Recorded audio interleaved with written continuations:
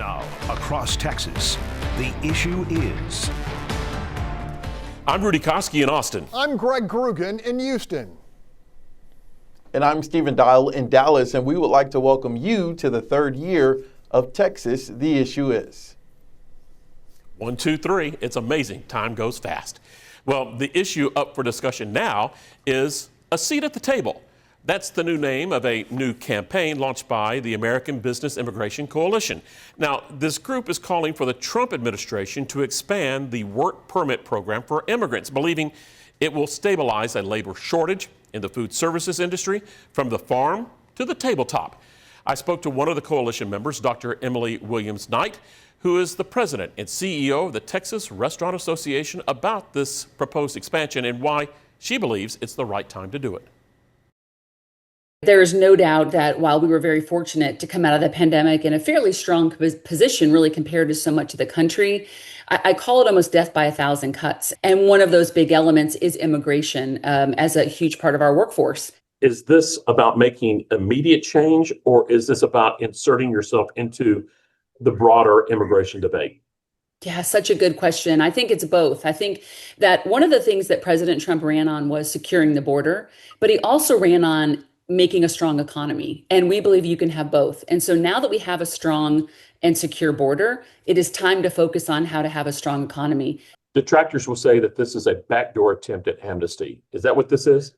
It is absolutely not. We're not even using the words amnesty or citizenship. What we were trying to do is shine a light on the role that these folks play in our businesses. And for us, it's obviously in restaurants, that they're cooking and preparing food. They're establishing themselves. Many of them are very long-term employees. They contribute a tremendous amount.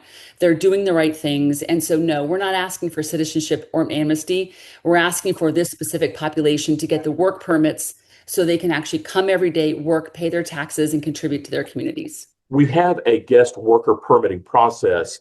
Is it just broken? You know, it really just, I don't know if it's broken or not, because much of it doesn't apply to our industry. And so if you think about the H-1B, that's really technical. So you have a very specific technical skill like engineering or computer science. Then we have the H-2A, that is a seasonal visa just for agriculture. And the H-1B is a one-time that could be used for our industry, but we're talking about, in some cases, 20% of our workforce. Does the coalition want to expand these work permits to undocumented people who are here now, or keep it with people who are doing the process legitimately? Yeah, we would like to find a deferred action work permit for those that are here. Set the standard, right? Paying taxes, no criminal record, aka haven't committed a crime, is in one of these very covered industries like dairy farms, agriculture, preparing food in restaurants, and give those folks an ability to remain on a work permit as we sort out a much bigger action that Congress has to take, which is what we need is immigration reform. It seems that having a work permit, that it actually would provide a step towards citizenship. But I think more importantly, and correct me if I'm wrong, it takes people out of the shadows and it prevents these people from being taken advantage of, because there are business owners who are bad actors who will either shortchange or not pay these individuals. Will this stop that? Yeah, I think that it's a really good question. I think that right now, for those bad actors or those that are violating wage laws or harming individuals, there's a lot of processes in place to go after those people. But your second point is so important. And I do believe that by having a formal work permitting process, you will help people come out of the shadows. How many more permits do we need? We don't want to set a cap. Honestly, what we're very hopeful of, and I think what people ask me, Emily, why are you so hopeful right now? You know, under the last administration, they had a trifecta, House, Senate, and the executive branch. We made no progress on immigration reform.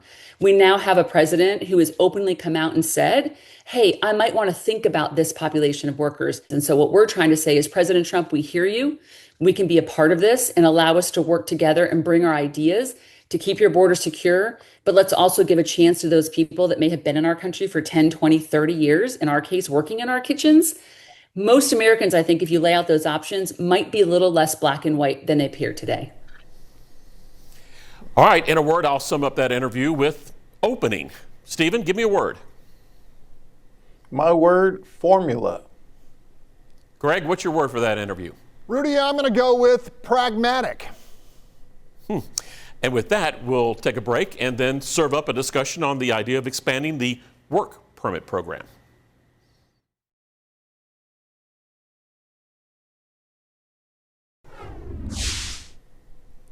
Welcome back to The Issue Is. The American Business Immigration Coalition is calling for an urgent expansion of work permits, claiming doing so will stabilize food service and prices. Stephen, are North Texas consumers buying what this coalition serving up? I think so, and I think this is something that multiple people, no matter what part of the state you're in, can possibly get around. I know we've talked about the enforcement component of illegal immigration, and what gets drowned out are possible solutions. That's why I mentioned formula as my word. This could be part of the formula to the overall process. We know that the food industry and even like the farming industry is heavily supported by, let's be honest, people who may be in the country illegally or actively working and are not doing other criminal things. And so I think this could be a solution, a part of the formula that could get to people coming together on something. Yeah, I agree. You know, distracted could have been one of our words too, right? Williams Knight pointing out that an opportunity was blown when Democrats held the White House, the Senate, and the Big House. At the time, instead of providing real immigration reform, they opened the border, causing a massive surge. They tried to wedge that door open with a one-sided plan that continued illegal crossings and tried to sell it as bipartisan. Greg, Trump likes to portray himself as the great deal maker. I think an opportunity for permit expansion, a deal with that, is real. What do you think? Is it real in Houston? Yeah, I think most folks here think a new, well-structured, thoroughly policed work permit program in multiple industries is purely pragmatic. My word. Economically and ultimately politically. First, you want to eliminate an inflation driver? Don't force agriculture, construction, hospitality, and food processors to exorbitantly raise wages to attract replacement workers, and that's if they can be found at all. Now, second, spare yourself the bad photo ops of masked ICE agents snagging collateral arrest abuelitas and busting up families, footage which gets played on a near perpetual loop with narration from breathless MSNBC and CNN anchors. Third, spare taxpayers the $10,000 to $15,000 per immigrant expense of executing a deportation arrest and then shipping folks to their nation of origin. Fourth, double down on locating the actual criminal aliens and continue promoting those arrests and expulsions. Finally, make crystal clear that any violation of the law will trigger both revocation of the work permit and immediate removal from the country. Rudy? Yeah, and you mentioned this. I think the big key to this, to any work permit, is that it's got to be conditional. No crimes, keep your nose clean, take some civics classes, pay your taxes, and guess what? Welcome to Team USA. It's not that difficult, right, guys? Stephen, I think support from immigration lawyers, though, they're the ones that are cashing in on this cumbersome process right now. They've got to get on board. Am I just wishful thinking that they will? I think they could. And like you mentioned in that interview, it's bringing these people to light, right? If they're in the country working, paying their taxes, doing what everyday Americans are doing, then just make sure that there's regulations on it. And if they don't follow them, then they're not in the country.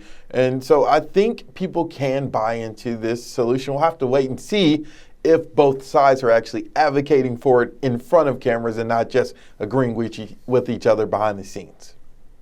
Greg, do you think I'm right? The immigration lawyers, they're going to be the roadblock?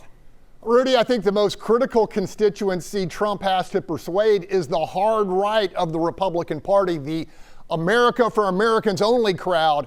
And that's a very tough nut to crack. A month ago, during comments at Alligator Alcatraz, the president expressed willingness to create industry-specific immigrant work permitting programs, but I haven't heard much of anything since. I'm guessing the president's advisors are split up into two camps: the immigration hardliners like Stephen Miller and the economic pragmatists like Ag Secretary Brooke Rollins. The result may be stalemate, at least until the midterms. Rudy? Yeah, maybe this idea is just the icebreaker that gets into the broader discussion, all that. All right, Greg, take us home. All right, when we come back, the Republican promise of an American economy hitting on all cylinders. We're talking to Texas Senator Ted Cruz about the ETA for prosperity on the other side of this break.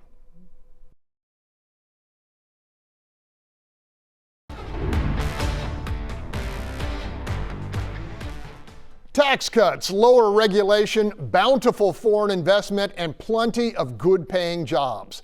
All part of the Republican tender to American voters in 2024. 7 months into President Trump's term of office, and we are beginning to detect impatience from folks eager to feel the good times roll sooner rather than later.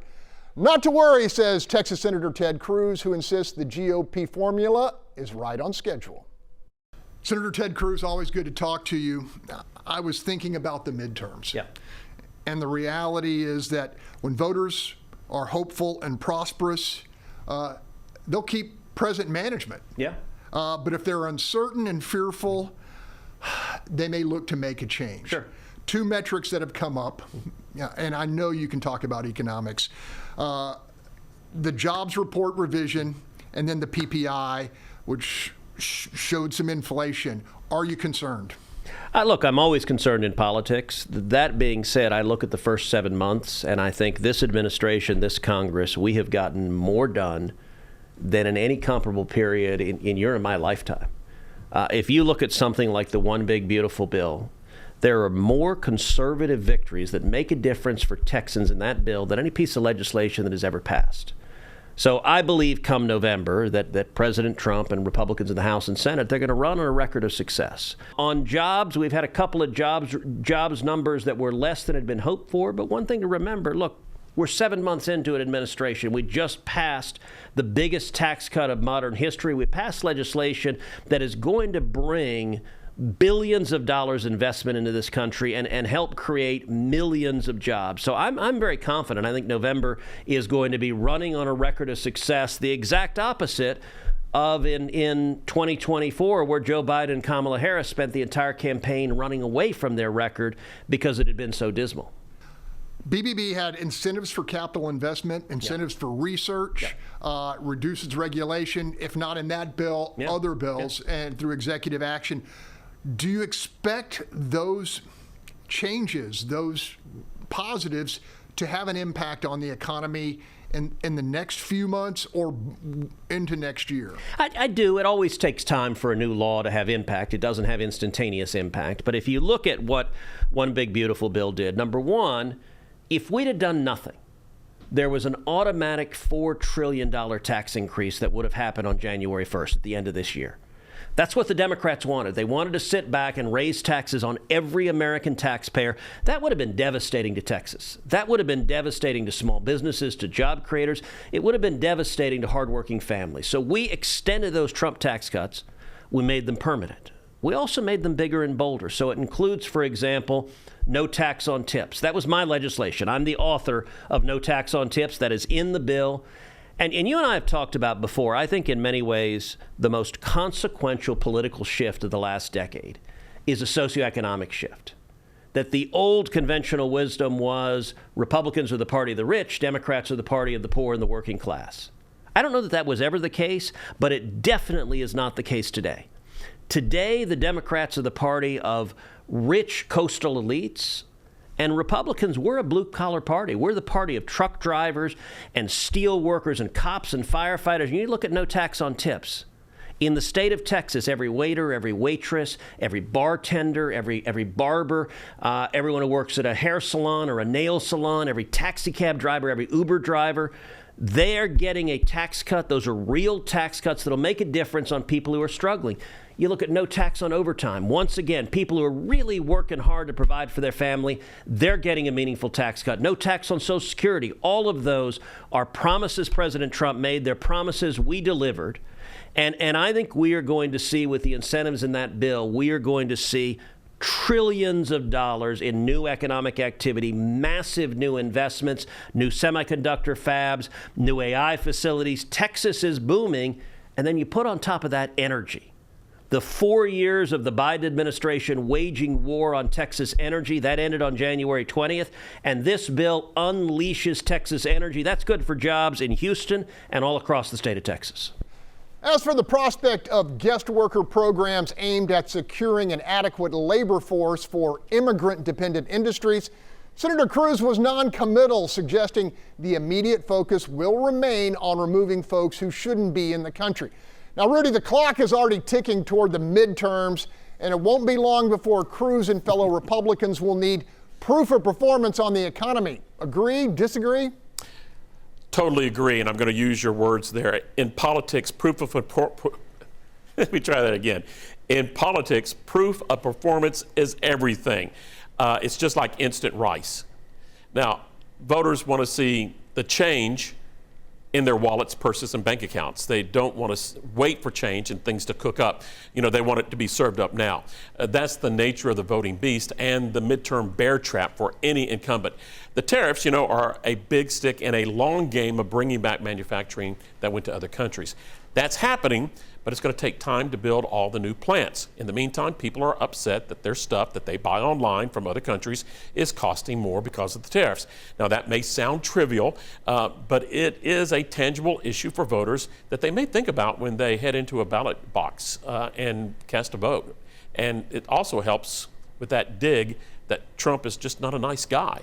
Bottom line, from day one, the Trump administration, Democrats have shouted, prices are still high, job creation too low. Forget the fact that the economy tanked and the border surged, related crime spiked because of Democrat policies. Voters, Greg, have short-term memories.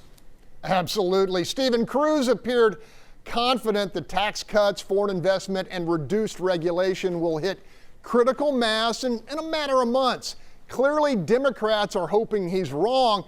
But if he's right, what the heck do they run on? Authoritarianism? Gerrymandering? What?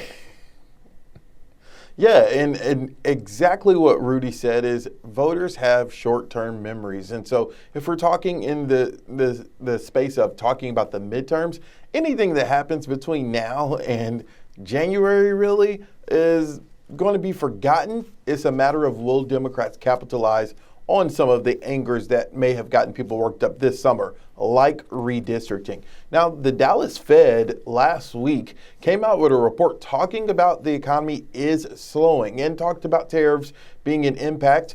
We know with housing, there's a skilled worker shortage and different impacts. And so, just like Rudy said, voters are going to remember what is happening to them in their wallets at that moment. So we'll have to wait and see what's happening in the wallets during the primaries. All right, Rudy, Cruz says Democrats actually wanted the Trump tax cuts to expire at a cost of $4 trillion to American households and businesses.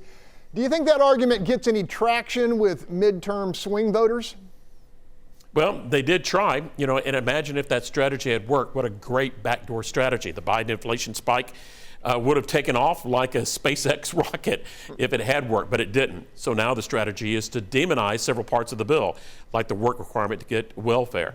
Democrats say it's cutting the safety net, but it's only requiring able-bodied adults to do some job training, education, community service to maintain the benefits. Bottom line, it's going to be an interesting campaign ad blitz. Like Stephen said, the spin's going to be crazy. Craig? All right, Stephen, correct me if I'm wrong, but the primary argument Democrats have lodged against Trump economics is that it disproportionately benefits billionaires. Are they going to need more than that, or is that enough?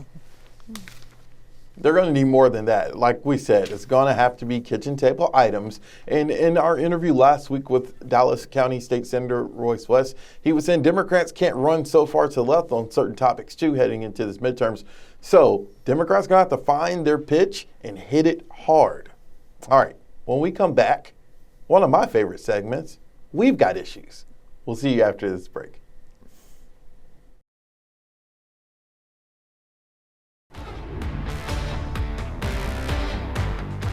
All right, we've got issues. My issue, I know that school is back in, right? And we have to get used to driving in school zones again. But man, I've seen so many cars speeding in school zones and officers just picking off cars one by one. My issue, slow down. Now, some of my friends have told me I'm starting to drive like an old man. I would rather drive like an old man than to be wrapped around a tree. So I'm just going to say slow down. That's my issue. Yeah, Stephen, I'll agree with you. And also stop passing the school buses when they're stopped picking up and dropping off kids. We're seeing a lot of that too. My issue is vertigo. Ooh, I have it. It's a mean spin. And I had it hit me hard a few days ago. So hard, took me down hard. But the real vertigo spin that I really fear is political. And what's coming as we move out of this special session number 2 and into the midterms. Boys, buckle up. The political spin that's coming is going to make my vertigo attack, I feel, easy, slow, like a ride on that old Astroworld antique car ride. Greg, you remember that? Hey, I actually proposed to my wife on the antique car ride because I was afraid of losing the diamond on the roller coaster. That was anyway, I digress. My issue, one that hasn't gotten much attention during the special session, also education, replacing the STAR test in Texas public schools. Now, under my catchphrase, progress, the proposal on the table appears to peg the meter. Instead of one high-stakes end-of-year exam, lawmakers are going to authorize 3 smaller, less onerous tests delivered throughout the year, giving campus-level educators a better, more immediate snapshot of which students in classrooms are performing well and which need immediate help to get back on track. One highly respected educator I talk to pretty regularly is both relieved and excited by the coming change. Y'all hearing anything on that? Yeah, and something else that we talked about just recently is that cell phone ban in schools. I think that's going to come up, and I think that this may be an issue revisited in the coming months for us guys. What do you think, Stephen? And the 10 Commandments, we saw it, action in the courts. We'll have to see if it works its way up to the U.S. Supreme Court. All right, that's all the time we have. You can see the interview or any of our past interviews by going to our YouTube pages. You can also keep the conversation going on our social media sites. All right, the biggest fight possibly is over in Special Session 2, but there's a lot of other hot topics. We'll see you same time, same place next week to talk about what's going on around the state. And don't forget to let us know what you think the issue is.